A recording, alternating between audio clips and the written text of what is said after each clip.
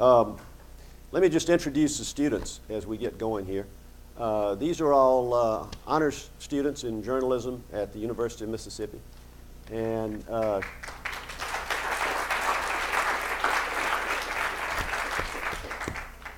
this is Kane Madden to my immediate right. He's the editor of the Daily Mississippian. This is Miriam Taylor, and she is an honors student in journalism at Ole Miss and a sophomore, right? I'll be a junior. Going to be a junior. And I will run into her hopefully in Italy, where she will be studying this fall. And I think Florence, is that right? And this is Norman Seawright, who is also an honors student and is originally from Missouri, but parents, where? Indiana. Indiana, and you're close. But you have parental involvement with Ole Miss. Who was it? Your father, your mother? Both. Both went yes. to Ole Miss, and they put the fear of parent into him, and he did right, came to the right place. So I'm going to say just a few things to get started, and then I'm going to prod the students into talking. They certainly were not shy about talking in class, so I know they will not be shy today. When I retired from the Miami Herald and the Palm Beach Post and left South Florida and moved to Oxford, Will Norton found me and put me back to work. And I asked him what he wanted me to do. I had envisioned coming to class, once a day, talking for about an hour, smiling at the students, leaving, going home, having mint juleps, playing around the golf. But Will had something else in mind. He wanted me to work. And he said, I want you to take bright students, and I want you to take them to the Mississippi Delta, and I want you to have them do in-depth magazines on full of substance, full of statistics, full of color, detail, quotes, really long-form magazine articles with a mixture of short form. And I want you to make it really good, good enough to be published in newspapers anywhere in the country. And my jaw kind of dropped a couple of feet. And we went to work, and the students made that happen. The first thing they produced was last year, The Roads Are Broken Dreams. Some of you have seen it. If you haven't, pick up a copy. You'll find them hanging around on this shelf over here and outside. And what they do is, this is not a journalism course where you learn to do a quick story and get it in the newspaper at 6 to 10 inches. This is all about substance. It's all about detail. It's all about putting an issue into context and perspective. It's about the fine line between analysis and opinion. And it's about really professional quality work. They get edited an awful lot. We send them back to do a second draft and sometimes a third draft. I got to say, they do remarkably well. And I have found that when you challenge young, bright journalism students, they produce good work. I think they could walk into any newsroom in America and find a home and impress the people that will eventually employ them. So let's talk about what we did. This semester we went to Greenville, Mississippi. And Greenville, how many of you are familiar with Greenville? Real familiar, all right, that's good. Then you know probably what Greenville was back in the 50s, the 60s, the 70s, maybe up to the very first couple of years of the 80s. We actually in class compared it a little bit, don't laugh, to Mississippi's version of Camelot.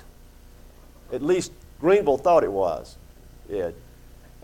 It was an intellectual center, cultural center, produced well over 100 writers, authors, published books. 8 Greenville authors, in fact, in the mid-20th century, published almost 100 books between them. It's kind of a remarkable record. It was ahead of the rest of the state in many ways in terms of racial tolerance. You didn't hear about racial violence in Greenville. Stokely Carmichael famously called it the rest stop for the civil rights movement, because civil rights workers who'd been beat up everywhere else would come to Greenville and they'd think it was a resort. So nowadays Greenville is struggling. It's fallen on hard times. It was once the premier city in the Delta. Now it lags way behind in everything. And so we took our students and immersed them in that. They went there. They spent their spring break in Greenville rather than the Caribbean or Cancun. It was a small difference. So I want to just ask you guys, what did the course mean to you? What did you take away from this course? What did you learn from it? Kane? Well, first off, I just want to point out that I'm a writer first and a public speaker somewhere way, way down the list, if I'm a public speaker at all. So yeah, if I stutter or say anything stupid, know that it would have been 10 times more awesome in print. Okay, what did the course mean to me? Well, it was really an opportunity for me to push boundaries and go into a community that I did have knowledge of it because we spent the first half of the semester learning about it. But before that, I didn't know Greenville existed. So it just sort of gave me the opportunity to go out there and really learn a lot about a community that I didn't know anything about, and it was a constant challenge, a lot of fun, a lot of work. A lot of work, and so it just gave me a chance to challenge myself and do some pretty cool things. Miriam, what surprised you about Greenville? Well, I'm a Mississippian, but I had never been to the Delta at all. And going into the town, we had learned a lot about it. We'd learned, the history of how it had been just this thriving community in the 60s. And then now that it just gone on hard times and going in, it really is. I mean, it's depressing. It's just going in. The downtown is just falling apart. There's empty storefronts. But the thing that's so surprising is the community there. There's a spirit in every single Greenvillian, or whatever you'd call them. And even though they realize that their town is sort of falling apart, they want to bring it back from the ashes. They want to see it rise again. And that was really encouraging while we were there. Norman, what's the difference in this course and the other journalism courses you've taken? Well, when I came here, I had my heart set on broadcast. So the difference in this course was I would be doing a whole lot more writing, which was okay, because I understand I need to diversify, be able to do everything to be successful in this field. So this course was a good chance for me to challenge my writing skill and to refine it, make it better. And it also gave me a chance to really go into an area that, although I was slightly familiar with it, I wasn't really boots on the ground with it. So that gave me the chance to go in and really get to know the feel of a town and its people and bring back stories from it. Miriam, you wrote about does. Right? Anybody been to does in here? Okay. Maybe we ought to open up the story again and interview some more people. You wrote about what else? I wrote a story about the McCormick Book Inn, which is an independent bookstore in Greenville. And I wrote a story about Eden Brent, who is this blues musician out of Greenville. And then I wrote a story about the asthma epidemic that's taken over the Delta. The asthma epidemic that's taking over the Delta. There's an epidemic of asthma. There's an epidemic of asthma everywhere in America. A surprising number of Americans, it's increasing every 2 or 3 years now, get asthma. It is the highest reason for absenteeism from the public schools in the state of Mississippi. The numbers are bad for Mississippi because they're bad in the Delta. That's where all the numbers are.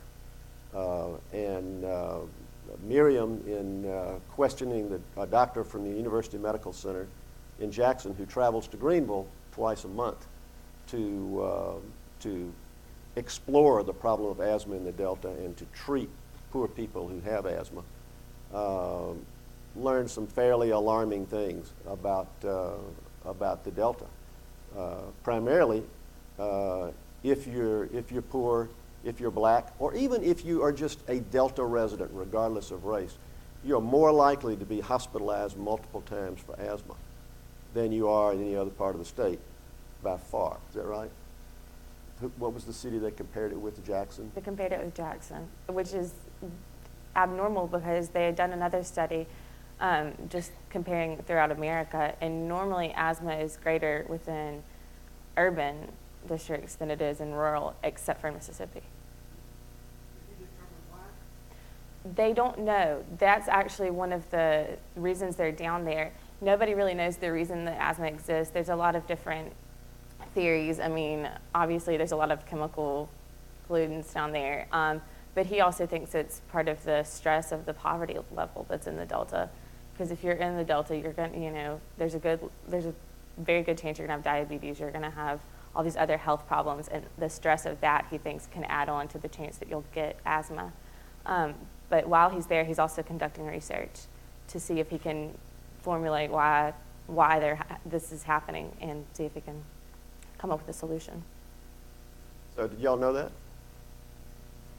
Yeah. What's the doctor's name?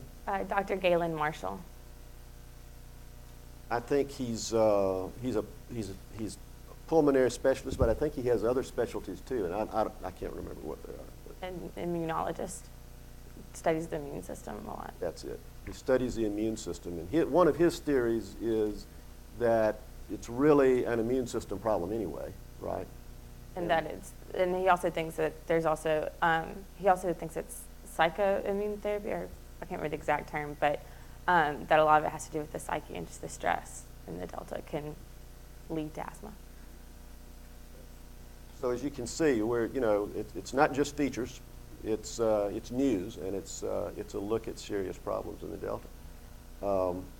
Norman, when we did an awful lot of talk about writing in the class. We had them hear a number of speakers who are good writers. Isabel Wilkerson, formerly New York Times journalist, who's written a wonderful book about the Great Migration. And is just a dream of a writer, came and spoke to us. A number of others. We had a number of experts in a number of fields who were very familiar with the Delta who came and spoke to us. But the main thing we did was we really focused on writing and reporting, and I had them read stories from great writers, from Rick Bragg to Gay Talese. Name a good writer, we probably read their stories this semester. What do you pick up from that? You have all this jammed down your throat. What do you learn from that in terms of how to write that's different from what you knew before? Well, I only took this class because I wanted to get to know basically how to write better. I really wanted to learn that. And honestly, Mr. Rose approached me about taking the class. So, that was very humbling and honored. I was an honored feeling to be wanted for this kind of thing. But what I took away from that is that, everyone can have their ups and downs when they write, good days, bad days. In fact, Mr. Rose showed us a story, and he took the byline off of it, and he let us just tear it apart, figure out what was wrong with it, what happened to it. At the end of class, he's like, guess who wrote it? And we're like, we don't know. He's like, me. So, very humbling experience. I recommend it. You should all have your students edit you.